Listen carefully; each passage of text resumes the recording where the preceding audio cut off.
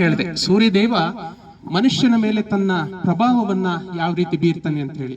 ಸಪ್ತ ಲೋಕಗಳು ಅಂತ ಹೇಳಿ ಹೇಳಿದೆ. ಸಪ್ತಾಶ್ವರೂಢಂ ನಕ್ಷತ್ರಮಾಲಂ ಅಂತೇಳಿ ಒಂದು ಮಾತು ಬರುತ್ತೆ. ಅಂದ್ರೆ 7 ಅಶ್ವಗಳು 7 ಲೋಕಗಳನ್ನ ಅವನನ್ನ ಕರ್ಕೊಂಡು ಹೋಗಿ ಆ ಶಕ್ತಿಯನ್ನ ಕೊಡ್ತಾ ಹೋಗ್ತವೆ. ಇದು ನಮ್ಮ ದೇಹದ ಒಳಗೆ 7 ಲೋಕಗಳಿದೆ. ಅದನ್ನ ನಾವು ಚಕ್ರಗಳ ಮೂಲಕ ಗುರುತಿಸ್ತೀವಿ. ಚಕ್ರಗಳು, ಸಪ್ತ ಚಕ್ರಗಳು. ಒಂದೊಂದು ಚಕ್ರಗಳಿಗೂ ಕೂಡ ನಾವು ಮಂತ್ರವನ್ನ, ಗಾಯತ್ರಿ ಮಂತ್ರವನ್ನ ಜೋಡಿಸ್ಕೊಂಡೆ ನಾವು ಆ ಸೂರ್ಯ ಭಗವಾನನನ್ನ ಆರಾಧಿಸ್ತೀವಿ.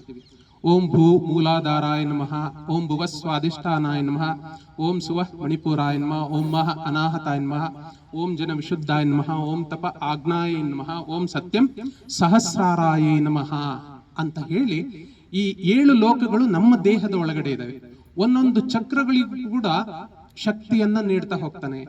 ಸಾಮಾನ್ಯವಾಗಿ ನಾವು ಶಾಲಾ ಪಠ್ಯಗಳಲ್ಲಿ ವಿಬ್ ಗಯಾರ್ ಅಂತ ಹೇಳಿ ನಾವು ಕಂಡುಕೊಂಡಿದ್ದೀವಿ. ಸೂರ್ಯನ ಬೆಳಕು ವಕ್ರೀಭವನಕ್ಕೆ ಒಳಗಾದಾಗ 7 ಬಣ್ಣಗಳನ್ನ ಬಿಡುಗಡೆ ಮಾಡುತ್ತೆ.